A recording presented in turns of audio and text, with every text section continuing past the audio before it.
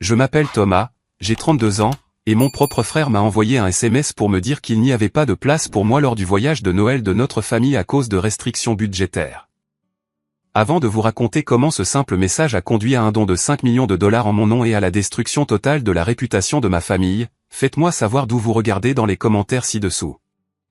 Cela a commencé un mardi, un de ces mardis gris et boueux de décembre où le froid parvient à s'infiltrer par la semelle de vos chaussures et à s'installer directement dans vos os. J'étais assis à ma table de dessin. L'éclat de 2 moniteurs illuminant un plan à moitié terminé d'une rénovation de hall. Mon téléphone a vibré contre le bureau en acajou. Je l'ai ignoré au début. J'étais dans ma zone de concentration, où j'essayais de l'être, mais il a vibré encore et encore. Je l'ai retourné. Un nouveau message de Lucas, mon jeune frère, le fils préféré, celui qui ne pouvait rien faire de mal, même quand il faisait tout de travers. J'ai balayé l'écran. Le message était court, clinique. Il ne commençait pas par « Salut, frérot » ou « Comment vas-tu » Il disait juste « Salut, Thomas, mauvaise nouvelle. Maman et papa ont dépassé le budget pour le voyage à Aspen. Les choses sont plus serrées que nous le pensions. Nous ne pouvons pas couvrir ton billet ou le partage de la chambre cette année. Il est probablement préférable que tu fasses l'impasse cette fois. On se rattrapera à notre retour. J'ai fixé l'écran. Le curseur de mon ordinateur clignotait sur un rythme moqueur et régulier. Faire l'impasse cette fois. Mon pouce a hésité au-dessus du clavier. J'avais envie de taper un paragraphe. J'avais envie de demander à quel point le budget pouvait être serré alors que nos parents venaient d'acheter un nouveau SUV il y a 3 mois. J'avais envie de demander pourquoi, pour la 4e année consécutive, j'étais la ligne budgétaire à couper du grand livre. Mais des années de conditionnement, des années à être le pacificateur, le silencieux, celui qui ne faisait pas de vagues ont pris le dessus. J'ai tapé 2 lettres. OK. J'ai appuyé sur envoyer. Je n'ai même pas ajouté de point. Cela aurait demandé trop d'énergie. J'ai posé le téléphone et j'ai expiré. Une longue inspiration tremblante qui a fait vibrer ma poitrine. Je n'étais pas surpris. C'était la partie la plus triste. Je n'étais pas le cœur brisé. J'étais juste fatigué. C'était une douleur familière, comme une vieille blessure au genou qui se ravive quand il pleut. J'étais toujours l'option, jamais la priorité. J'étais la roue de secours que l'on garde dans le coffre, mais que l'on prie de ne jamais avoir à regarder. J'ai essayé de retourner au travail. J'ai vraiment essayé, mais mon esprit s'emballait. J'ai fait un calcul mental. Je connaissais la station où ils allaient. Je connaissais les prix des vols. Je les avais consultés moi-même il y a des semaines, anticipant la réservation. Un billet en classe économique de Chicago à Aspen coûtait environ 3 cents si vous réserviez tôt. Le partage de la chambre, peut-être 200 $ de plus pour ma part si je dormais sur le canapé lit, ce qui est là où je me retrouvais habituellement pendant que Lucas et sa femme Jessica prenaient la suite parentale. 5 cents. Ma famille m'avait effectivement dit que ma présence à Noël ne valait pas 500 $. 1 heure passa. Le soleil commença à se coucher, projetant de longues ombres mélancoliques sur mon bureau. Mon téléphone sonna de nouveau. Une notification Facebook. Eleanor Richard a ajouté 3 nouvelles photos. Ma mère. Je n'aurais pas dû regarder. Je savais que je n'aurais pas dû regarder. C'est comme arracher une croûte. On sait que ça va saigner, mais on le fait quand même. J'ai cliqué sur la notification. La première photo était un selfie. Ma mère et mon père, Robert et Eleanor, souriant largement. Leurs visages encadrés par des lunettes de soleil coûteuses et des parkas doublés de fourrure. La légende disait, célébration avant le voyage. Tellement excité pour notre escapade en famille à Aspen. La deuxième photo était de Lucas et Jessica. Ils tenaient des flûtes à champagne, les faisant teinter, mais c'est la troisième photo qui m'a retourné l'estomac comme si j'étais sur des montagnes russes. C'était une capture d'écran de leur confirmation de réservation. Ma mère, dans son enthousiasme, ou peut-être son manque total de conscience, avait publié les détails de l'hôtel. Grand Timber Lodge, la suite présidentielle. J'ai figé. Je connaissais cet hôtel. Je connaissais cette suite. En tant qu'architecte, je connaissais le plan d'étage, 2 chambres, une immense cheminée, un balcon privé avec un bain à remous, et je connaissais le prix. J'ai rapidement ouvert un nouvel onglet sur mon navigateur et entré les dates. Le tarif est apparu en gras et en noir. La différence entre la suite standard à 2 chambres qu'il réservait habituellement et la suite présidentielle était exactement de $600 par nuit. Je me suis penché en arrière sur ma chaise, le cuir craquant sous mon poids. Le calcul était simple. Il était brutal. Ils ne m'avaient pas écarté parce qu'ils étaient fauchés. Ils ne m'avaient pas désinvité parce que les temps étaient durs. Ils m'avaient écarté pour pouvoir utiliser l'argent économisé sur mon billet d'avion et ma nourriture pour améliorer leur chambre. Ils avaient échangé leur fils aîné contre un bain à remous et une cheminée. Un rire a monté dans ma gorge. C'était un son sec et rauque. Je ne valais pas 5 $. Je valais une mise à niveau. J'étais un poste budgétaire dans un tableur qui avait été supprimé pour faire de la place à des équipements de luxe. Ma valeur pour ma famille venait d'être quantifiée, et le chiffre était 0. J'ai de nouveau regardé la photo de Lucas et Jessica. Jessica avait commenté en dessous, « J'ai hâte de me détendre. Nous le méritons. » Méritons. Ce mot est resté suspendu dans l'air. Lucas, qui avait enchaîné 3 emplois de vendeur en 2 ans. Jessica, dont l'entreprise de consultante en marketing semblait principalement consister à poster des photos de son latar sur Instagram. Il le méritait. J'ai regardé autour de mon bureau. Il n'était pas immense, mais il était à moi. Les étagères étaient remplies de récompenses, le diplôme encadré de Cornell sur le mur, la table de dessin où j'avais passé des milliers d'heures à construire une carrière, brique par brique, ligne par ligne. Je venais de terminer les plans de la Sterling Tower. C'était le plus grand projet de ma vie, un gratte-ciel de 70 étages qui allait redéfinir la skyline de Chicago. J'avais été l'architecte principal, travaillant directement sous les associés du cabinet pendant 18 mois. J'avais vécu de café et d'adrénaline. J'avais manqué des anniversaires. J'avais manqué des rendez-vous. J'avais versé mon âme dans ce géant d'acier et de verre. Et ma famille, ils ne connaissaient même pas le nom du bâtiment. À Thanksgiving dernier, mon père m'avait demandé si je dessinais toujours des maisons. Mon ordinateur a sonné. Un nouvel email. Objet, prime de performance du projet Sterling. Mon cœur a fait un petit bond. Je m'attendais à une prime. Bien sûr, peut-être $5 000, peut-être 10 000 si les associés étaient généreux. Ce serait suffisant pour mettre dans mes économies, peut-être rembourser une partie de mon prêt hypothécaire. J'ai cliqué sur l'email. Cher Thomas, au nom des associés et de Monsieur Sterling lui-même, nous tenons à vous exprimer notre gratitude pour votre travail exceptionnel sur le projet Sterling Tower.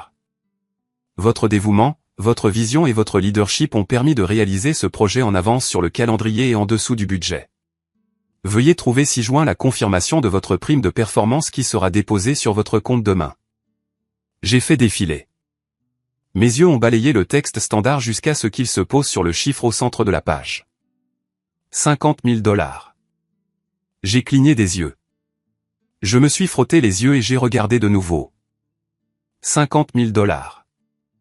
L'air dans la pièce a semblé changer. Le bourdonnement du ventilateur de l'ordinateur semblait plus fort. 50 000 $. Ce n'était pas juste une prime. C'était une déclaration. C'était une validation. C'était une preuve de valeur. J'ai regardé de nouveau l'onglet Facebook.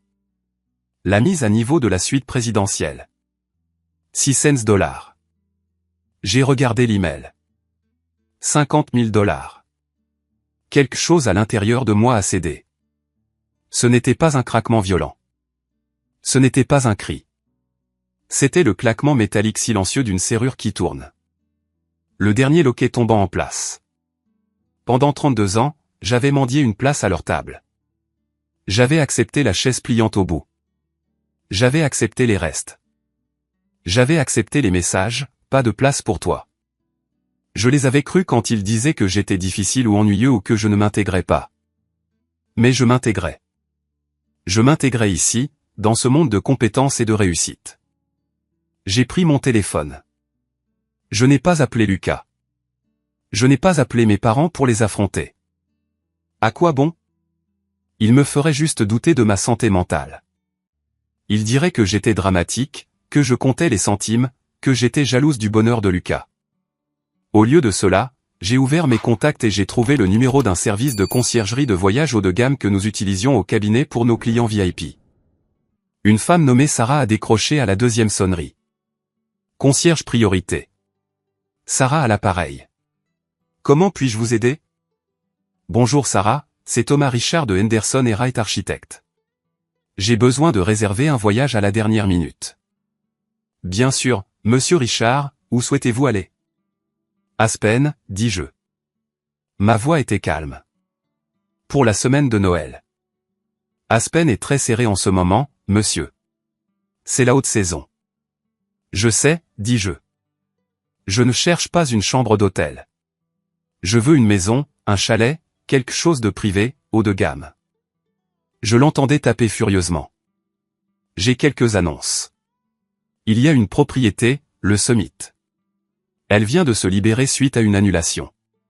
5 chambres, accès direct aux pistes, cuisine de chef privé, piscine extérieure chauffée. Eh bien, c'est cher. À quel point? 15 000 $ pour la semaine. J'ai regardé le chiffre de 50 000 $ sur mon écran. Réservez-le, dis-je. Il y a eu un bref silence à l'autre bout. C'est fait. Et pour les vols, pour les billets, dis-je, première classe, quelle que soit la compagnie qui nous y mène le plus rapidement. 4, demanda Sarah. Qui sont les autres passagers? J'ai souri. C'était le premier sourire sincère que j'avais ressenti depuis des semaines. Mon oncle Ben, dis-je. Ma tante Clara et ma cousine Mia. Oncle Ben, le jeune frère de mon père, le charpentier, l'homme qui conduisait un pick-up de 20 ans et sentait la sueur de bois et le café. L'homme qui était venu à ma remise de diplôme du lycée quand mes parents étaient trop occupés par le tournoi de football de Lucas. L'homme qui m'avait glissé 100 $ quand je suis parti à l'université et m'avait dit d'acheter autre chose que des ramen, même si je savais qu'il ne pouvait pas se le permettre. Et Sarah. J'ai ajouté, oui, monsieur Richard. J'ai besoin d'un service de voiture à l'aéroport d'Aspen. Pas de navette. Je veux un SUV, un grand, un Cadillac Escalade ou un Lincoln Navigator. Noir. Je m'occupe de tout, monsieur. Vous aurez l'itinéraire dans l'heure. Merci. J'ai raccroché le téléphone. Mon cœur battait la chamade contre mes côtes. Mais ce n'était pas de l'anxiété. C'était de l'adrénaline. C'était le frisson, après 3 décennies, de prendre enfin la plume de leurs mains et d'écrire ma propre histoire. J'ai regardé le SMS de Lucas une dernière fois. Pas de place pour toi. Tu as raison, Lucas, ai-je chuchoté au bureau vide. Il n'y a pas de place pour moi dans votre monde parce que je l'ai dépassé. J'ai fermé l'ordinateur portable. J'avais un coup de téléphone à passer à l'oncle Ben. Et pour la première fois de ma vie, je ne redoutais pas Noël. J'allais à la guerre et j'apportais l'artillerie lourde. Les 48 heures suivantes furent un tourbillon de logistique et de vindications tranquilles et bouillonnantes. Je n'ai pas prévenu mes parents. Je n'ai pas prévenu Lucas. Je les ai laissés croire que j'étais assis dans mon appartement à Chicago, réchauffant une lasagne surgelée et regardant La vie est belle seule. C'était le rôle qu'ils m'avaient attribué. Après tout, le frère bourreau de travail solitaire qui n'avait pas de vie.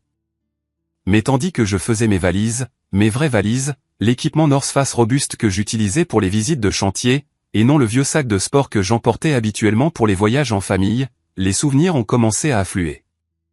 C'était comme ouvrir un vieux registre poussiéreux et enfin faire le bilan des dettes. Ce n'était pas seulement ce voyage. Ce n'était jamais juste un voyage. Je me suis souvenu d'avoir 18 ans. C'était tout, humide et chaud. J'avais été accepté au programme d'architecture de Cornell. C'était mon école de rêve, mais les frais de scolarité étaient élevés. Mes parents m'ont fait asseoir à la table de la cuisine, leur visage solennel. Thomas, avait dit mon père, la voix lourde d'un faux regret. Nous sommes si fiers de toi, mais l'entreprise a eu une année difficile. Nous ne pouvons pas t'aider avec les frais de scolarité. Tu devras prendre des prêts. J'avais hoché la tête. J'avais compris. Les affaires sont les affaires. J'avais signé les papiers. J'avais contracté des dizaines de milliers de dollars de dettes avant même d'avoir assisté à mon premier cours. J'avais passé mes années universitaires à travailler la nuit dans une bibliothèque et les week-ends dans un cabinet d'architecture pour payer mes livres et ma nourriture. 2 mois après cette conversation, je suis rentré pour Thanksgiving. Il y avait une toute nouvelle voiture dans l'allée, un coupé sport rouge. À qui est-ce, ai-je demandé, laissant tomber mon sac sur le porche. Lucas est sorti, souriant.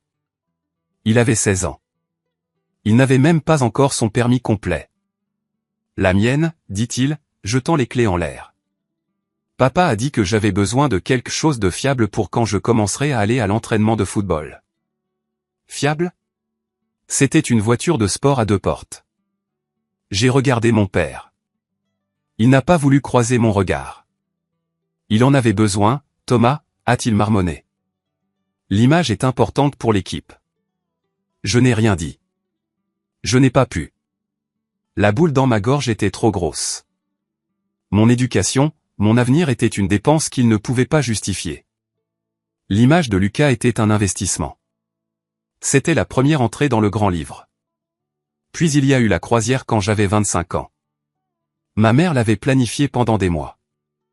Des retrouvailles familiales, elle appelait ça. Elle avait juré que tout le monde irait. J'avais demandé du temps libre au travail, ce qui était presque impossible en tant qu'associé junior.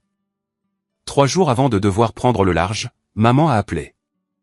Mon chéri, a-t-elle dit, sa voix dégoulinante de ce ton doucereux qu'elle utilisait quand elle mentait.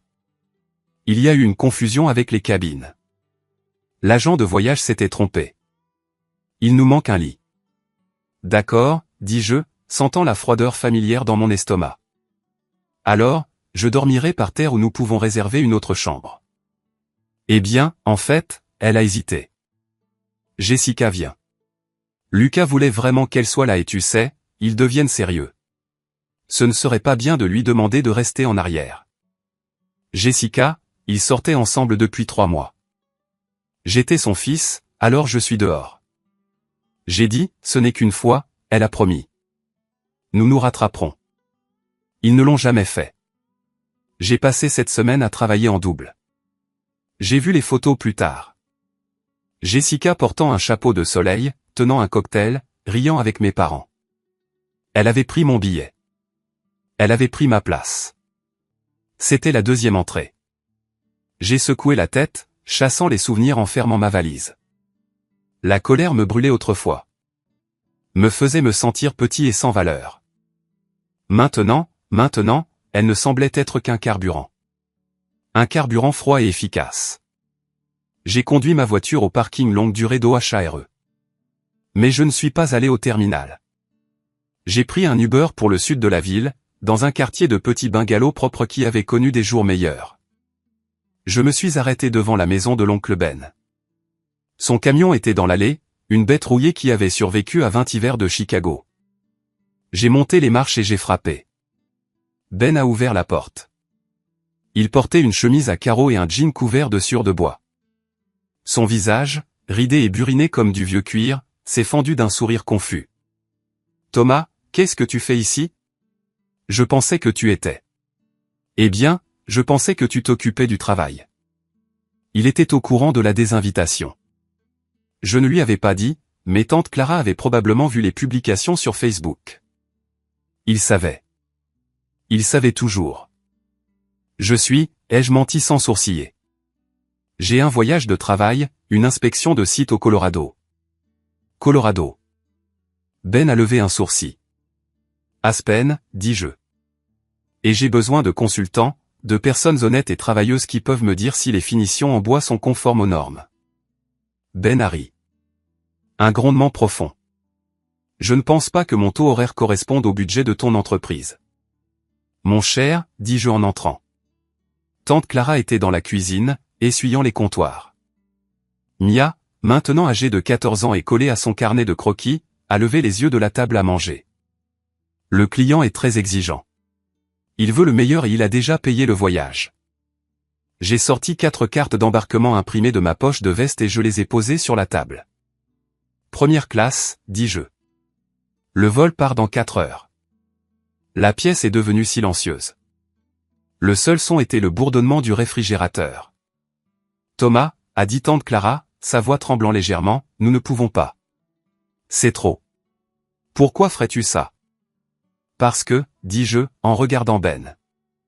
J'ai besoin de ma famille avec moi pour Noël. Ma vraie famille. Ben m'a regardé. Il a regardé les billets. Il a vu la douleur dans mes yeux que j'essayais si fort de cacher. Et il a vu la détermination. Il n'a pas posé de questions sur Robert. Il n'a pas posé de questions sur les SMS. Il a compris. Fais tes valises, Clara, a dit Ben, la voix chargée d'émotion. L'architecte a besoin de nous.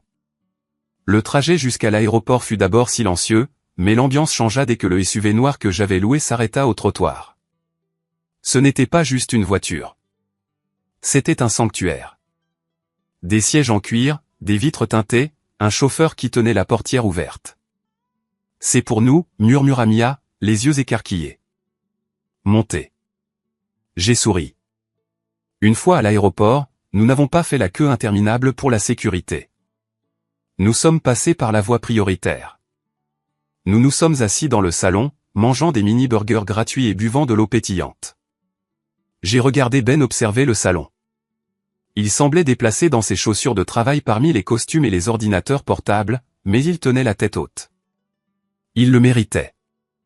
Il avait travaillé de ses mains pendant 40 ans, construisant des maisons pour d'autres, réparant leurs toits, ponçant leurs planchers tout en luttant pour garder son propre chauffage. Mon téléphone a vibré dans ma poche. Un SMS de ma mère. Atterri à Aspen. C'est magnifique. J'aurais aimé que tu sois là, mon chéri. Peut-être que l'année prochaine nous pourrons mieux gérer le budget. Mieux gérer le budget. J'ai regardé la coupe de champagne dans ma main. J'ai regardé l'oncle Ben, qui riait à quelque chose que tante Clara disait. Je n'ai pas répondu. Je n'en avais pas besoin. Le vol 492 à destination d'Aspen embarque maintenant, groupe 1. L'annonce est venue du haut-parleur. C'est nous, dis-je en me levant. Tandis que nous marchions sur la passerelle, j'ai senti un poids se lever de mes épaules. Je laissais derrière moi le Thomas qui mendiait des restes.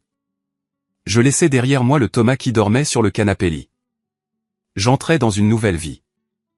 Et j'avais la sensation étrange qu'à la fin de cette semaine, l'équilibre des pouvoirs dans la famille Richard allait changer définitivement. Aspen en décembre sans l'argent. C'est la seule façon de le décrire. Ça sent le pain, la fumée de bois et le parfum cher. Quand nous avons atterri, l'air était vif et léger. Tandis que les autres passagers se bousculaient pour les navettes vers les hôtels, un chauffeur en uniforme sombre tenait une pancarte avec mon nom, Monsieur Richard. Pas la famille Richard, juste moi. Nous sommes montés dans un autre SUV. Un énorme Cadillac Escalade cette fois, et avons commencé l'ascension de la montagne. Où allons-nous exactement, Thomas, a demandé tante Clara, regardant par la fenêtre les arbres couverts de neige. Est-ce près de l'hôtel où sont tes parents? Non, dis-je, ce n'est pas près de l'hôtel. C'est plus haut. Nous avons dépassé le Grand Timber Lodge. J'ai vu le panneau et j'ai ressenti un frisson de satisfaction. C'était un bel hôtel, certes, bondé, touristique. Nous avons continué à monter. La route est devenue privée, fermée par un portail. Les maisons ici n'étaient pas des maisons. C'étaient des domaines. Des structures massives de bois et de pierre qui semblaient avoir poussé à même la montagne. Le chauffeur a tourné dans une longue allée chauffée et s'est arrêté devant un vaste chalet. C'était magnifique. Des baies vitrées du sol au plafond reflétaient les sommets enneigés. Une terrasse enveloppante. De la fumée s'échappant paresseusement de 3 cheminées différentes. Nous sommes arrivés, dis-je. Mia a halté. Tu plaisantes. Non. Nous sommes entrés et la chaleur nous a enveloppés. L'intérieur ressemblait à quelque chose tiré d'architectural digeste. Des plafonds voûtés, une cheminée assez grande pour y tenir debout, une cuisine qui coûtait plus cher que mon premier appartement. Il y a 5 chambres, leur ai-je dit. Choisissez celle que vous voulez. J'ai pris la liberté de remplir le réfrigérateur. Oncle Ben s'est dirigé vers l'îlot de la cuisine. Il était chargé de provisions. Steak, fruits de mer frais, bouteilles de vin, meules de fromage coûteux. Il a pris une bouteille de Cabernet. Thomas, a-t-il dit doucement. Cette bouteille est. Il s'est tu. Il connaissait le vin. Il savait que c'était une bouteille à 300 $. C'est pour boire, oncle Ben, ai-je dit, pas pour la regarder. Cette première nuit fut magique. Nous avons fait griller des steaks sur le barbecue. Nous nous sommes assis dans le bain à remous sous les étoiles, la vapeur s'élevant autour de nous. Nous avons ri jusqu'à en avoir mal aux côtes. Il n'y avait pas de tension, pas de commentaires passifs-agressifs sur mon travail. Pas de comparaison avec Lucas, juste une joie sincère et pure. Plus tard cette nuit-là, je me suis assis près du feu avec mon ordinateur portable. Je me suis connecté à Facebook. Je n'ai pas pu m'en empêcher. Ma mère avait de nouveau posté une photo d'un burger et de frites. Légende, l'heure du dîner. Les prix d'Aspen sont fous. 25 $ pour un burger. On reste simple ce soir. J'ai zoomé sur la photo. Ils étaient dans un pub bondé. Lucas avait l'air ennuyé. Jessica était sur son téléphone. Mon père avait l'air fatigué. Ils étaient en train de rationner leurs vacances. Ils avaient amélioré la chambre, mais mangeaient de la nourriture bon marché pour compenser. C'était tellement typique. Tout en apparence, rien en substance. J'ai regardé autour de mon chalet. Le silence était lourd et cher. Je me suis versé un verre de ce cabernet. Il avait le goût de la victoire. Le lendemain matin, nous avons dévalé les pistes. J'avais engagé des instructeurs privés pour Mia et tante Clara. Ben et moi avons skié les pistes bleues, le vent fouettant nos visages. Au déjeuner, nous nous sommes arrêtés au Cloud 9 Alpine Bistro. C'est un endroit exclusif sur la montagne, difficile d'obtenir une réservation. J'avais tiré des ficelles avec la conciergerie. Nous étions assis sur la terrasse, mangeant des frites à la truffe et buvant du chocolat chaud. Quand je l'ai vu, assis à 2 tables de là, se trouvait un homme que j'ai immédiatement reconnu. Cheveux argentés, impeccablement vêtu d'un équipement de ski Moncler. C'était Monsieur Henderson, le PDG de Henderson Retail Group, une énorme chaîne nationale. Il était aussi, et c'était crucial, le plus gros client du cabinet de marketing de Jessica. Elle se vantait depuis des mois d'avoir décroché son compte. C'était son gagne-pain, affirmait-elle. J'ai hésité. Devrais-je dire bonjour? Je l'avais rencontré brièvement lors de quelques événements industriels, mais il ne se souvenait probablement pas de moi. Mais ensuite, il a levé les yeux. Ses yeux se sont plissés derrière ses lunettes de soleil, puis il a souri. Thomas. Thomas Richard. Il s'est levé et s'est approché. Je me suis levé rapidement. Monsieur Henderson, ravi de vous voir. Je ne savais pas que vous skiez, a-t-il dit, me serrant fermement la main. J'ai vu les nouvelles concernant la Sterling Tower terminer en avance. Travail impressionnant, mon cher. Vraiment. Merci, monsieur. Voici mon oncle Ben. Ben s'est levé et lui a serré la main. Monsieur Henderson a regardé notre table, l'abondance de nourriture, l'emplacement privé. Il m'a regardé avec un nouveau niveau de respect. En affaires, l'argent reconnaît l'argent. La compétence reconnaît la compétence. Vous vous en sortez bien, a acquiescé Henderson. Nous devrions prendre un verre plus tard. J'ai un projet à Denver auquel je pense. J'aurais besoin d'un œil comme le vôtre. J'adorerais, dis-je. Prenons une photo, a-t-il dit avec joie. Je veux l'envoyer à Sterling. Le rendre jaloux de vous avoir trouvé le premier. Nous avons posé. Moi, Monsieur Henderson, et l'oncle Ben. Nous avons souri. Flash. Je vous taguerai, a-t-il dit. Je me suis rassise. Mon cœur battait la chamade. Cette photo. Jessica suivait Monsieur Henderson sur toutes les plateformes. Elle avait activé les notifications pour ses publications. Elle traquait ses réseaux sociaux religieusement pour interagir avec son contenu. J'ai vérifié ma montre. Il était 13 heures. La bombe avait été posée. Maintenant, je n'avais plus qu'à attendre l'explosion. Ça n'a pas pris longtemps. Au moment où nous sommes rentrés au chalet cet après-midi-là, mon téléphone vibrait si fort que j'ai cru qu'il allait briser la table basse. Je l'ai décroché, 3 appels manqués de Lucas, 2 de mon père, et une série de SMS de Jessica. Jessica, es-tu à Aspen? Jessica, comment connais-tu Monsieur Henderson? Jessica, WTF Thomas. Je n'ai pas répondu. Je suis allé à la cuisine et j'ai versé un verre d'eau. Puis j'ai ouvert TikTok. Je connaissais Jessica. Je connaissais son manuel. Quand elle se sentait menacée, elle ne t'affrontait pas directement. Elle attaquait ta réputation. Elle transformait la victimisation en arme. Bien sûr, c'était là. Une nouvelle vidéo postée il y a 20 minutes. La miniature était une photo d'elle, l'air triste, avec une larme faussement éditée sur sa joue. La légende, quand la famille choisit l'argent plutôt que la loyauté, j'ai appuyé sur lecture. Jessica parlait à la caméra, la voix tremblante. Salut les gars, alors je suis vraiment blessé en ce moment. Nous sommes en voyage en famille pour nous rapprocher et nous découvrons que mon beau-frère est ici aussi dans la même ville, mais il ne nous l'a pas dit. Il est dans un manoir de millionnaire, profitant de la vie pendant que ses propres parents ont du mal à payer le dîner. Elle a fait une pause pour l'effet dramatique. Il prétend qu'il est fauché. Il a prétendu qu'il ne pouvait pas aider avec les frais médicaux de maman l'année dernière, mais maintenant il étale son argent. Ça nous fait juste nous demander d'où vient cet argent? Est-ce de la dette? Est-ce quelque chose d'illégal? J'espère juste qu'il va bien. Nous l'aimons, mais ce comportement est si erratique et effrayant. Mon sang s'est glacé. Les frais médicaux de maman.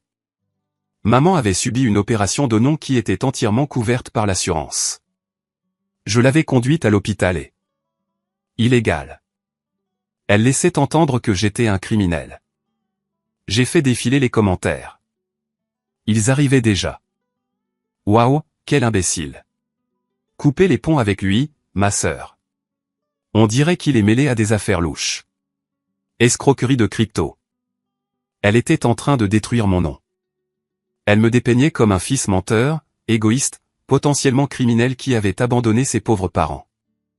Mais elle ne s'est pas arrêtée là. Mon email professionnel a sonné sur mon téléphone.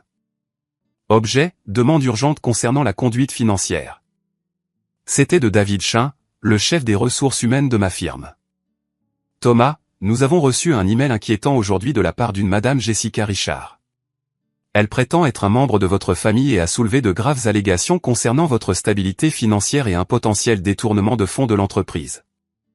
Elle suggère que vos habitudes de dépenses sont incompatibles avec votre salaire et nous a exhorté à enquêter sur les risques de détournement de fonds compte tenu de votre position sur le projet Sterling. Nous devons discuter de cela immédiatement. Elle avait visé le point faible. Elle ne se défoulait pas seulement. Elle essayait de me faire virer. Elle savait que je gérais les budgets. Une accusation de détournement de fonds, même fausse, pourrait suspendre ma licence. J'ai senti une main sur mon épaule. C'était l'oncle Ben.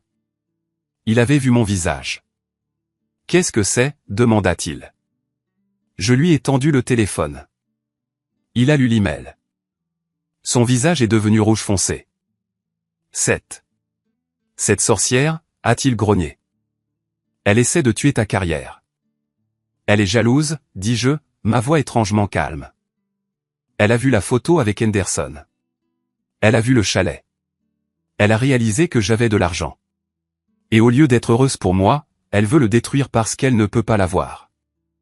Mon téléphone a sonné de nouveau. C'était mon père. Réponds, a dit Ben. Mets le haut-parleur. J'ai glissé le doigt sur le verre. Papa.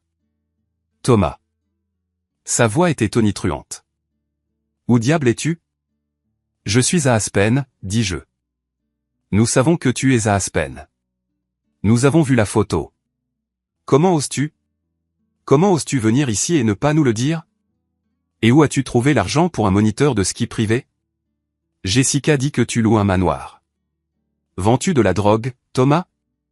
Voles-tu à ta firme? Papa, arrête. Ne me dis pas d'arrêter. Tu nous embarrasses. Tu embarrasses ton frère. Il essaie de développer son réseau et tu te montres avec de l'argent que tu n'as pas. Tu dois venir au lodge tout de suite. Nous devons régler ça. Tu dois t'excuser auprès de Jessica de l'avoir inquiétée. M'excuser? J'ai ri. Elle m'a dénoncé au RH, papa. Elle a essayé de me faire virer. Elle est inquiète, a-t-il hurlé. N'importe quelle personne normale serait inquiète.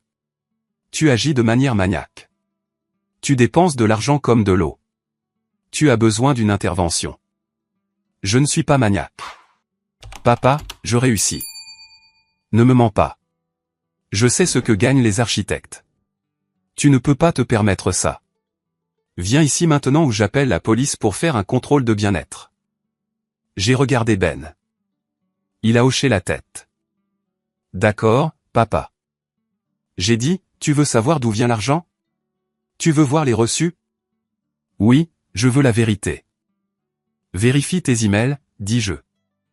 Je viens de t'envoyer quelque chose. J'ai cliqué sur envoyer sur le brouillon que j'avais préparé. C'était un simple PDF. Le reçu du chalet, 15 000 $, payé en totalité. Et en dessous, une capture d'écran du dépôt de la prime de 50 000 $, et une capture d'écran du solde de mon compte bancaire, que j'avais constitué pendant 10 ans. C'était un beau chiffre à 6 chiffres. Je ne l'ai pas volé, papa. Je l'ai gagné. Je l'ai gagné pendant que tu achetais des voitures pour Lucas. Je l'ai gagné pendant que tu améliorais ta chambre et me coupais de Noël. Il y a eu un silence sur la ligne. Un silence de respiration lourde. Et au fait, j'ai ajouté, ma voix tombant d'une octave. Je ne viens pas au lodge. Je vais au gala d'architecture demain soir. Monsieur Sterling m'a invité personnellement. Amusez-vous bien dans la suite présidentielle. J'entends dire que la cheminée est sympa. J'ai raccroché. Mes mains tremblaient, non pas de peur, mais de l'adrénaline de laisser enfin la vérité éclater. Ils vont venir pour toi, a prévenu Ben. Qu'ils viennent, dis-je. J'ai une dernière carte à jouer. La nuit du gala arriva. L'événement se tenait au Saint-Régis Aspen, le lieu le plus exclusif de la ville. C'était une soirée de gala pour la Fondation Architecture pour l'Humanité, organisée par Monsieur Sterling. Je me tenais devant le miroir du chalet, ajustant mon nœud papillon. Le smoking que j'avais acheté à Chicago me seyait parfaitement. Pour la première fois, je ne me sentais pas comme l'enfant qui portait des vêtements de seconde main. J'avais l'air d'un homme qui était à sa place. L'oncle Ben sortit de sa chambre. Il portait un smoking de location, l'air mal à l'aise, mais fier. Tante Clara était magnifique dans une robe bleu marine, et Mia rayonnait dans une robe que nous lui avions achetée en ville la veille. « Tu es prêt, mon grand ?» demanda Ben. « Prêt. » Nous avons pris l'escalade jusqu'au Saint-Régis. Les paparazzi étaient dehors. Les flashs crépitaient alors que nous sortions de la voiture. J'ai vu des gens chuchoter. Le succès de la Sterling Tower s'était répandu. J'étais l'étoile montante. Nous sommes entrés dans la salle de bal. C'était une mer de lustres en cristal et de feuilles d'or. Des serveurs circulaient avec du champagne. J'ai balayé la pièce du regard. Je savais qu'ils regarderaient. L'événement était retransmis en direct. Jessica avait posté plus tôt qu'elle se connecterait pour soutenir les arts, bien que je savais qu'elle espérait juste me voir trébucher sur scène. Monsieur Sterling nous a trouvés près de l'avant. C'était un homme imposant d'une 60aine d'années avec une présence qui dominait la pièce. « Thomas » a-t-il tonné. « Tellement content que vous soyez venu. » Il a serré chaleureusement la main de Ben. « Vous devez être l'oncle. Thomas parle de vous. Dit que vous lui avez appris à tenir un marteau avant qu'il ne puisse tenir un crayon. » Ben a rougi. Il a fait le gros du travail. « Monsieur, veuillez vous asseoir. » Sterling a fait un geste vers la table juste devant la scène. Table VIP. Nous nous sommes assis. Les lumières se sont tamisées. La cérémonie a commencé. J'ai essayé de me concentrer, mais mon esprit a divagué vers mes parents.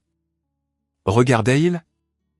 Étaient-ils assis dans leur chambre d'hôtel à fixer l'iPad, critiquant ma cravate? Finalement, Monsieur Sterling a pris le podium.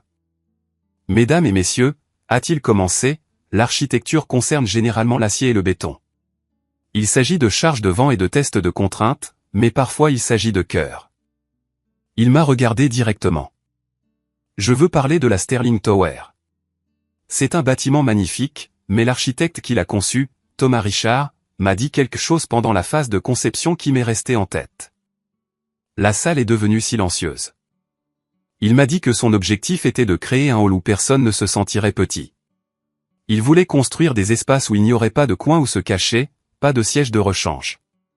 Ils voulaient un bâtiment où tout le monde se sentirait invité. J'ai senti des larmes monter à mes yeux. Je me suis souvenu d'avoir dit cela, c'était un commentaire anodin lors d'une revue de conception tardive, mais il venait d'un endroit de profonde douleur.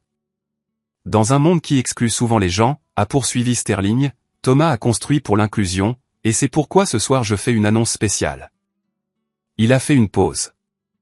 En l'honneur de Thomas Richard et de son incroyable contribution à notre ville, la Fondation Sterling fait un don de 5 millions de dollars au Fonds pour le logement architecture pour l'humanité. La foule a halté. 5 millions de dollars? Mais nous ne faisons pas seulement un don, a dit Sterling. Nous créons le fonds de bourse d'études Thomas Richard. Cet argent sera géré par Thomas pour aider les étudiants défavorisés à financer leurs études d'architecture sans s'endetter. Les applaudissements étaient assourdissants. Les gens se levaient. Thomas, venez ici. Sterling a fait signe. Mes jambes étaient comme de la gelée. J'ai monté les escaliers. Le projecteur était aveuglant. J'ai serré la main de Sterling. Il m'a serré dans ses bras. Tu l'as mérité, mon cher, a-t-il chuchoté. Maintenant, prends le micro. Je me suis tenu au podium. J'ai regardé dans l'objectif de la caméra. Je savais que, à des kilomètres de là, au Grand Timber Lodge, mes parents, Lucas et Jessica, regardaient. J'imaginais leur visage, le choc, la réalisation, 5 millions de dollars, un fonds de legs, une bourse pour éviter la lutte exacte qu'ils m'avaient forcé à endurer. J'ai éclairci ma gorge. Merci, monsieur Sterling, dis-je. Ma voix était calme. Je n'ai pas de discours préparé. J'ai pris une inspiration. J'ai grandi en pensant que ma valeur était déterminée par ce que les autres étaient prêts à me donner. Je pensais que si je n'étais pas invité au voyage ou que je n'avais pas de place à table, je n'avais pas d'importance. J'ai regardé l'oncle Ben au premier rang. Il s'essuyait les yeux. Mais j'ai appris qu'on ne peut pas attendre une invitation. Il faut construire sa propre table. Et il faut la remplir de gens qui croient en vous quand vous n'avez rien à offrir. J'ai fait une pause. Ce fonds n'est pas pour les gens qui ont tout. C'est pour ceux à qui on a dit qu'il n'y avait pas de place pour eux. Je veux que vous sachiez qu'il y a de la place. Je fais de la place. J'ai reculé. Les applaudissements ont retenti de nouveau. Je suis descendu de scène. Je me sentais léger. J'ai vérifié mon téléphone. Il brillait. SMS après SMS de maman. Thomas. Oh mon Dieu. Nous regardons. Nous sommes si fiers. Pleurs de papa. 5 millions. Incroyable. Nous devons fêter ça. Verre à notre hôtel. De Lucas. Frérot, c'était fou. Pourquoi ne nous as-tu pas dit que tu étais si proche de Sterling? Nous devrions parler. Le silence était brisé. Ils n'étaient plus silencieux. Maintenant, ils étaient bruyants. Ils étaient désespérés. Ils sentaient l'argent. Ils sentaient le succès. Mais ils avaient complètement manqué l'essentiel. Les retombées furent rapides. Elles furent brutales et, au sens cosmique, parfaitement synchronisées. Je n'ai pas répondu à mes parents. J'ai mis mon téléphone en mode « ne pas déranger » et j'ai profité du reste du gala. J'ai dansé avec tante Clara. J'ai présenté Mia à monsieur Sterling qui lui a promis un stage quand elle serait assez âgée. Le lendemain matin, le karma instantané a commencé. Je me suis levé tard. Le soleil brillait sur les montagnes.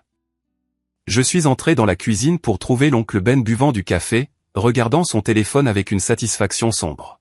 « Tu dois voir ça », a-t-il dit. J'ai regardé. C'était un article de journal d'affaires de l'industrie. Titre, consultant en marketing limogé après un scandale de harcèlement viral. J'ai lu rapidement.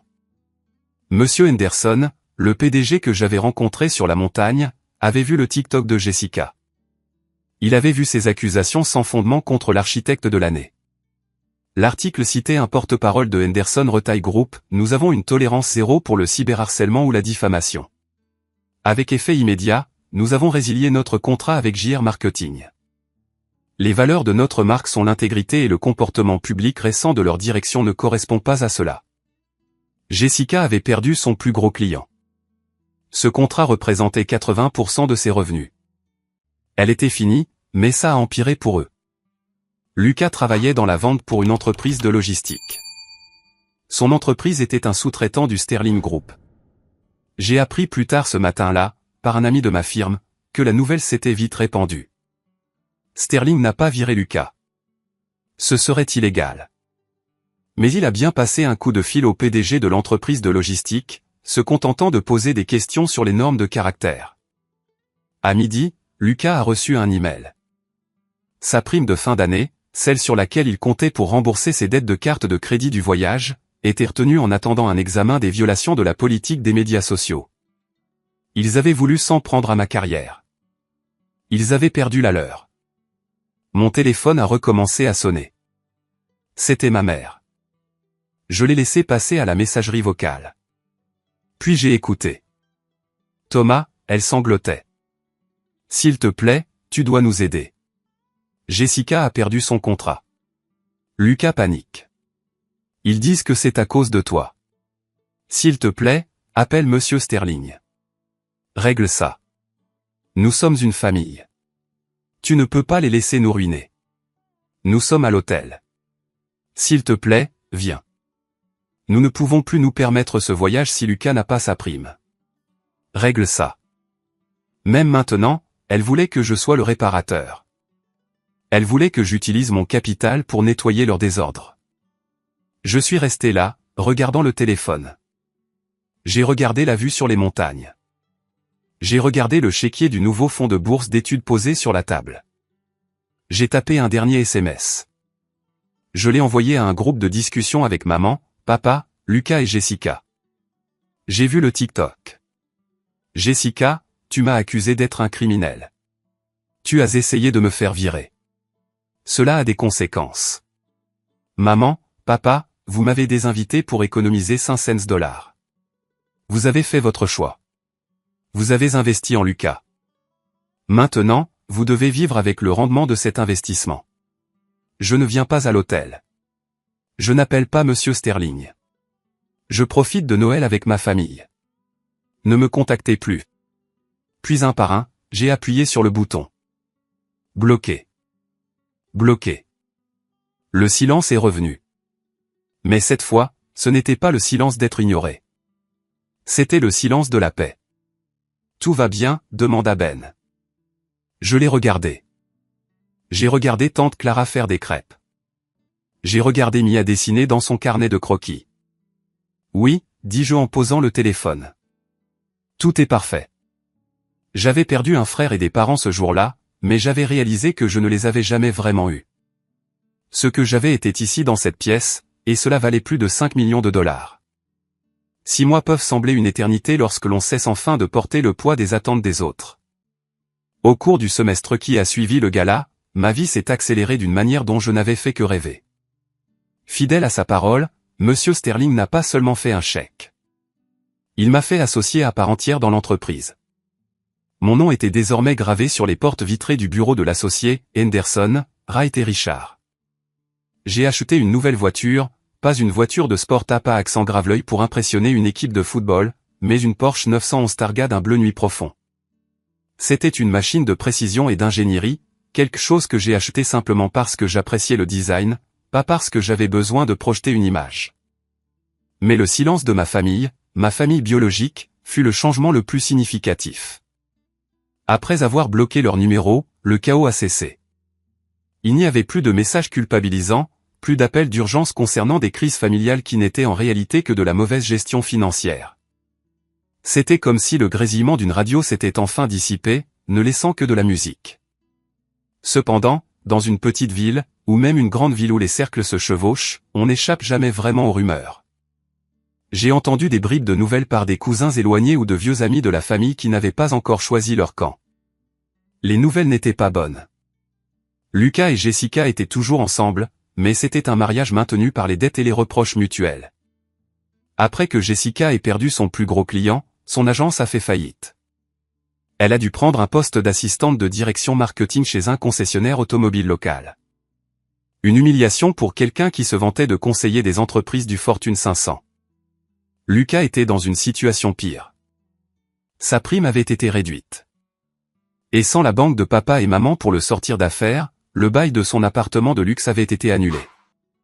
Ils avaient emménagé dans un petit condo de 2 chambres à la périphérie de la ville.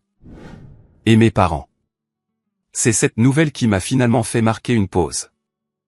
J'ai entendu dire qu'ils vendaient la maison, la grande coloniale à 4 chambres où j'ai grandi, la maison où j'avais passé des années à me sentir comme un invité dans ma propre famille. Ils réduisaient la taille.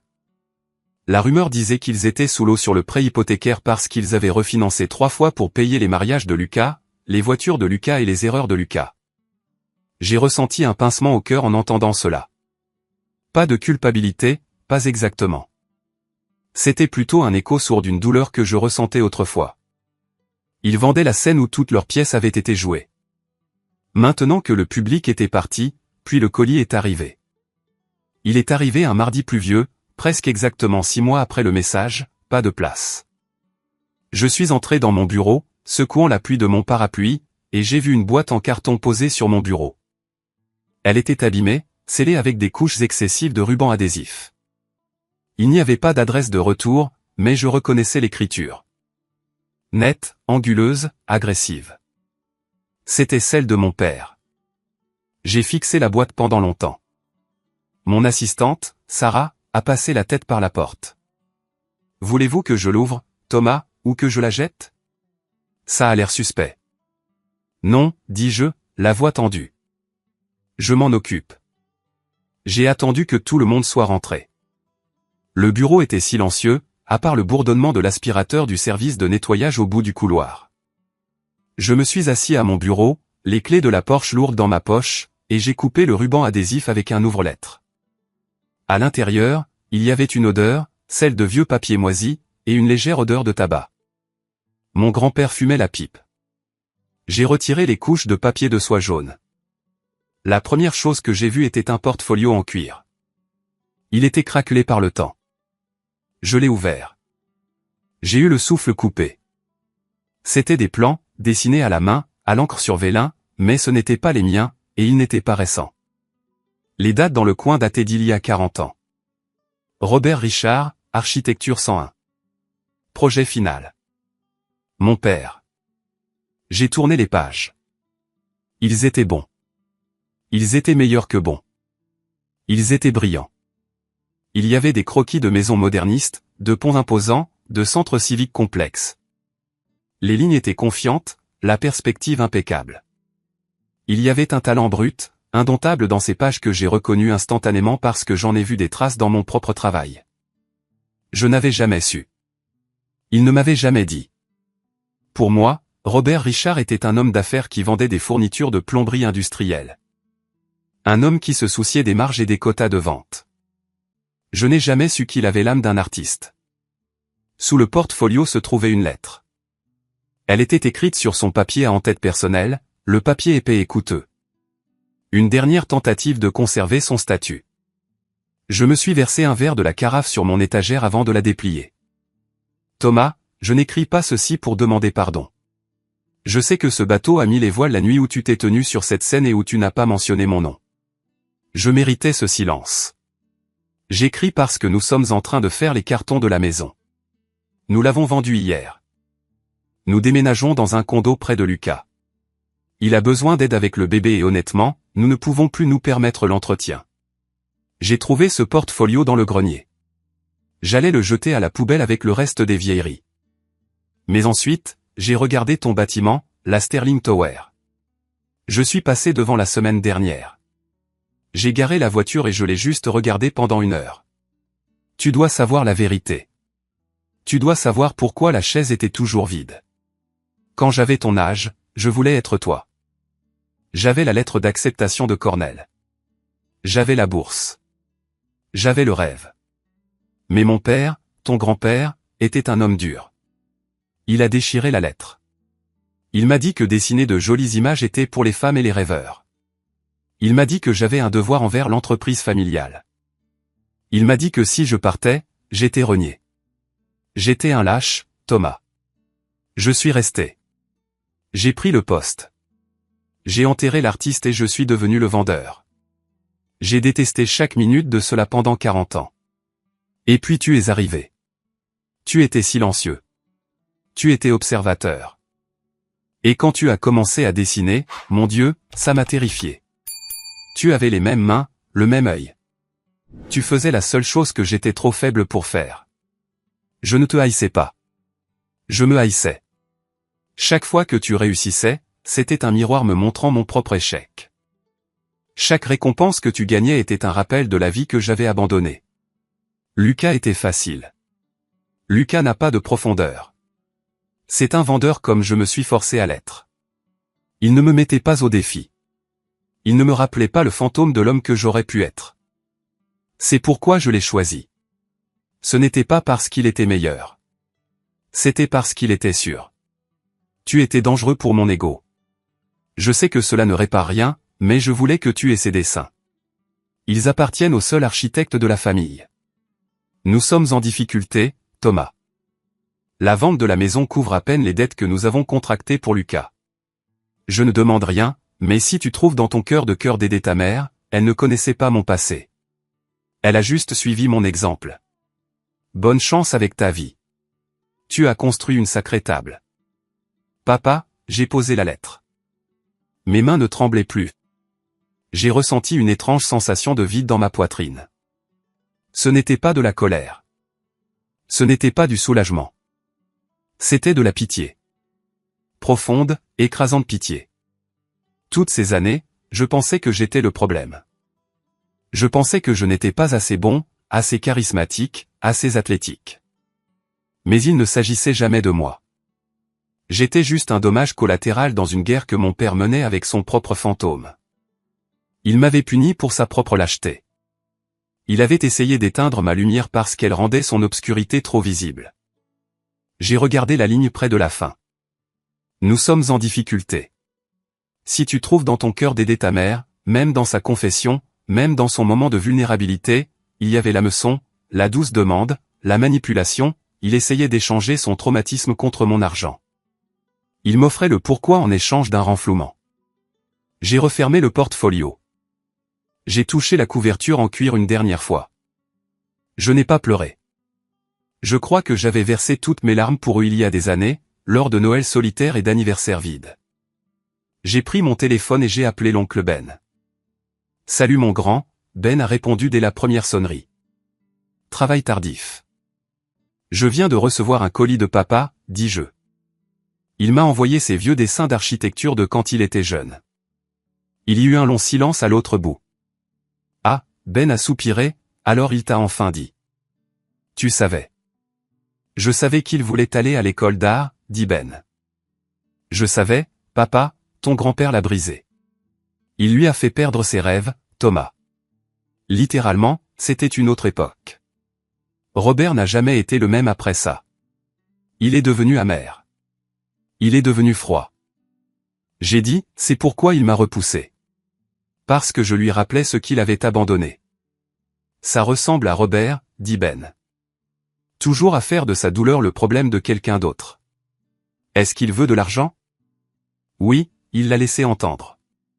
Il a dit qu'ils avaient vendu la maison. Ne le fais pas, Thomas, dit Ben, sa voix tranchante. Je te connais. Tu as un bon cœur. Tu lis cette lettre et tu as de la peine pour lui. Mais l'argent ne réparera pas un trou dans l'âme. Tu leur donnes de l'argent maintenant et ils te videront de tout comme ils se vident eux-mêmes. Cette dette n'est pas à toi de la payer. Je sais, dis-je, et je savais. Je me suis levé et j'ai marché jusqu'à la fenêtre. La pluie fouettait la vitre, brouillant les lumières de la ville. Je pouvais voir la tour Sterling au loin, sa flèche perçant les nuages, illuminée d'or blanc. Mon père avait construit une vie de regret. J'avais construit une vie d'action. Il avait laissé son père dicter son avenir. J'avais refusé de le laisser dicter le mien. Je suis retourné au bureau.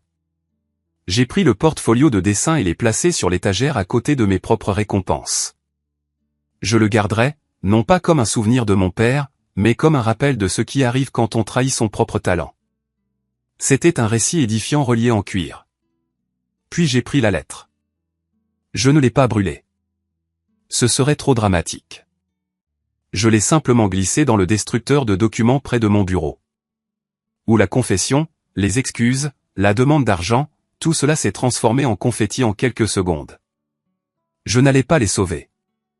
Je n'allais pas les encourager. Ils avaient fait leur choix dollar par dollar, année après année. Ils avaient investi dans l'enfant prodige, et maintenant ils devaient vivre dans la maison que cet investissement avait construite. Je me suis assis devant mon ordinateur et j'ai ouvert le portail bancaire du fonds de bourse d'études Thomas Richard. J'ai transféré 50 000 $ supplémentaires sur le compte. Pour les enfants qui ne seront pas arrêtés, ai-je murmuré. J'ai pris mon manteau et les clés de la Porsche. Il était temps de rentrer. Non pas dans le condo vide où mes parents déballaient des cartons de regrets, mais dans la maison que j'avais choisie. Ma nouvelle maison n'est pas en ville. Elle est à environ 40 minutes, sur un terrain boisé qui surplombe une rivière tranquille. Je l'ai conçue moi-même. Évidemment, ce n'est pas un palais. Elle n'a pas de suite présidentielle ni de robinet plaqué or. Elle est construite en cèdre et en verre, conçue pour se fondre dans les arbres plutôt que pour les dominer. Elle a un plan d'étage ouvert rempli de lumière naturelle. Mais la caractéristique la plus importante de la maison est la table à manger. Il y a une énorme dalle de noyer de 3,6 mètres de long. J'ai commandé à l'oncle Ben de la construire. Cela lui a pris 3 mois. Il a raboté chaque centimètre à la main. Solide, lourde et pratiquement indestructible. Elle peut accueillir 20 personnes. Je suis entré dans l'allée. La pluie avait cessé, laissant l'air sentir la terre mouillée et le pain. J'ai vu le camion rouillé de Ben garé à côté de ma Porsche. Les voir côte à côte me faisait toujours sourire. C'était la juxtaposition parfaite de mes origines et de là où j'allais, un pont d'amour. Je suis entré. La maison sentait l'ail rôti, le romarin et le rire. Oncle Thomas. Mia a couru vers moi. Elle était plus grande maintenant, 15 ans, et tenait un carnet de croquis. Regarde, j'ai terminé le dessin en perspective que tu m'as montré. Le point de fuite est bien meilleur. J'ai regardé le croquis. C'était un dessin de cette maison. Incroyable, dis-je en ébouriffant ses cheveux. Tu as l'œil, mon enfant. Nous devrons peut-être mettre ton nom sur la porte à côté du mien plutôt que je ne le pensais. Je suis allé à la cuisine. Tante Clara coupait des légumes. Sarah, mon ancienne rivale, maintenant ma partenaire dans tous les sens du terme, goûtait une sauce sur la cuisinière. L'oncle Ben ouvrait une bouteille de vin. Tu es en retard, Ben a grogné, mais ses yeux souriaient. Nous avons presque commencé le barbecue sans toi. J'avais quelques affaires à régler au bureau, dis-je. Je n'ai pas mentionné la lettre. Je n'avais pas besoin d'obscurcir cette pièce avec l'ombre de mon père. Je me suis dirigé vers Sarah et j'ai embrassé sa joue. Ça sent incroyablement bon. C'est la recette de Clara, a-t-elle dit. Je ne suis que le sous-chef aujourd'hui. Nous nous sommes rassemblés autour de la grande table en noyer. Nous n'étions que 5, mais la table ne semblait pas vide. Elle semblait pleine. Nous nous sommes passés la nourriture. Nous avons parlé du nouvel atelier de Ben.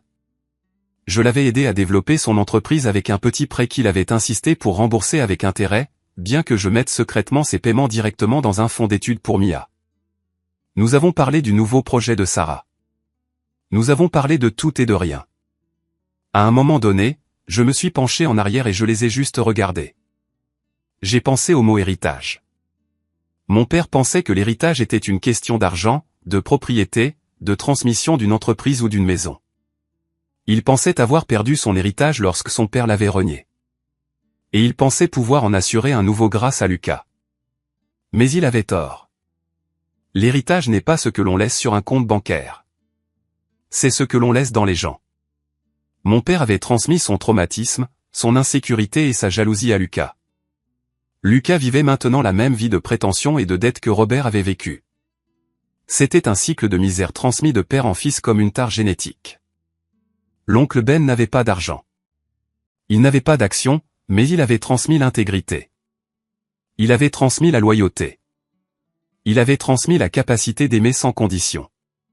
C'était l'héritage que je voulais. C'était l'héritage que j'avais reçu. Non pas de mon père, mais de l'homme qui est intervenu quand mon père est sorti. Thomas ?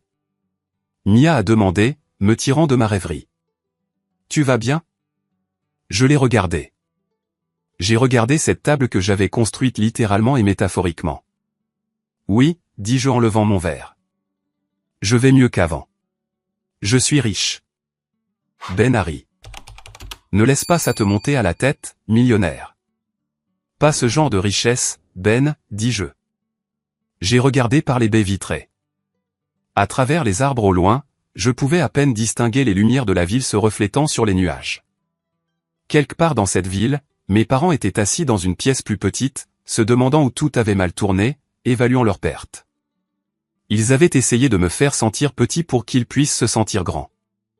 Ils avaient essayé de me priver d'affection pour qu'ils puissent nourrir leur enfant chéri. Mais au final, la faim est un puissant moteur. Elle m'a appris à chasser. Elle m'a appris à cuisiner. Et elle m'a appris que je n'avais jamais eu besoin de leur table de toute façon. J'avais construit la mienne, et il n'y avait pas de chaise vide ici. Au bâtisseur, dis-je, levant mon verre de vin. Ben a trinqué son verre contre le mien. Le son a retenti clair et vrai comme une cloche signalant la fin d'une longue nuit noire. Au bâtisseur, a répété tout le monde. J'ai pris une gorgée. C'était le meilleur vin que j'ai jamais goûté. Merci d'être resté avec moi jusqu'à la fin de ce voyage. Ce n'était pas une histoire facile à raconter, mais je sentais que je devais la partager. S'il y a une leçon que je veux que vous reteniez de mon expérience, c'est celle-ci. La famille n'est pas définie par le sang. Elle est définie par le comportement. La lettre de mon père m'a appris que souvent les gens qui nous blessent projettent leurs propres échecs sur nous. Mais leur traumatisme n'est pas votre dette à payer. Vous n'êtes pas responsable de réparer des parents qui se sont brisés eux-mêmes. Votre véritable valeur nette n'est pas le chiffre de votre compte bancaire. C'est la paix dans votre maison et les gens qui sont là pour vous quand vous n'avez rien à offrir que vous-même. Maintenant, je veux vous entendre. Avez-vous déjà dû choisir votre famille logique plutôt que votre famille biologique? Ou peut-être avez-vous dû briser un cycle de traumatisme générationnel? Veuillez laisser un commentaire ci-dessous. ¡Identifícate! ¿David? Perro, hijo de puta. Nitram, pues. Yo, David aquí. El otro David. Bueno, sí, ¿van a contar el chisme o no? Bueno, sí, espérenme, déjenme abrir mi WhatsApp perro La para mierda. checar la historia bien. Voy a ocupar de ayuda de Alberto para contar bien la historia. Espérenme tantito, que aquí tengo capturas y todo. A la mierda, marica. ¡Hala! Captuperros. ¿En serio? One ¿Tan minute. serio está el chisme? De verdad. Que el No, chisme está re bueno. este chisme, si lo contamos desde el principio, nos dura aquí como las 4 horas del servidor, ¿eh? Papi, yo tranquilamente, yo tengo todo el día. Yo no me estoy quejando, papi. Yo aquí... Ey, no me pegues. Ni yo tampoco. Así que, Vente. Sé muchas versiones de este chisme. Sé, creo que 3 de Ah, las mira, versiones de los 5. Tiene diferentes finales como en los videojuegos. Sí. Depende de lo que Diferente voz. escoges. Sí. Bueno, en un mundo no muy lejano llamado Sunbox. En otro Sunbox, en otro universo. Sunbox universo. Se juntaron todos los amores de la noche oscura. A la mierda, no, Sí. el Pero ganado. conste el que ganado. Roberto Gómez Bolaño no sabía de eso. Mierda, se le juntaron el ganado, marica, Dios mío. Se le juntó el ganado y ella no estaba enterada. Entonces, Ay. Julieta, que también está metida en este chisme, Julieta agarró y dijo: bien, el boss final de este universo va a ser la noche oscura por el daño mental que les hizo a todos. Entonces agarró Julieta a meterla a este grupo de WhatsApp perro y A la dijo, mierda. la metió al grupo y ella sin saber nada ni nada le dije, bien mija, le dijo Julieta, bien mija, vas a ser el nuevo boss de la serie. Y ella, achis, y se dio cuenta que todos sus ex o sus novios estaban en el grupo. después metimos La Rose está a comiendo y no invita. Roberto Gómez Bolaños al grupo. Lo metimos No. para que te estuvieran Que todos quede completitos. claro que en ese momento Roberto Gómez Boleño todavía hablaba con ella. Todavía Es que, eran marica, todas las algo. colombianas son una bandilla, marica. No, Pero todas pues las ganado la colombianas. chimba. Todas las colombianas. Ujú. Entonces, No pues manches. meten a la noche oscura a ese grupo. One minute. Estoy viendo mis mensajitos de WhatsApp perro para poderles dar un mejor contexto, pues. Oh. Espérenme. Estoy viendo donde se están agarrando al de Grañas. Marica. Está bueno ese chisme. Papi, Jugoso. este chisme, papi, no. Pero ojalá tener una vida así, marica, yo. De puro chisme, Necesito unas marica. palomitas. ¿Ya Sí, estás sí, sí. comiendo, mujer? No. Nomás dije, pero yo no estoy comiendo. Ey, ¿qué tiene que ella coma? Bueno, resulta y acontece que uno de estos muchachos fue el que agregó a la chava, digo, bueno, pues a la noche oscura, al grupo, porque no todos teníamos pues su número, pues, en este medio. Entonces, metemos a la... Ay, es que no la encuentro. One minute.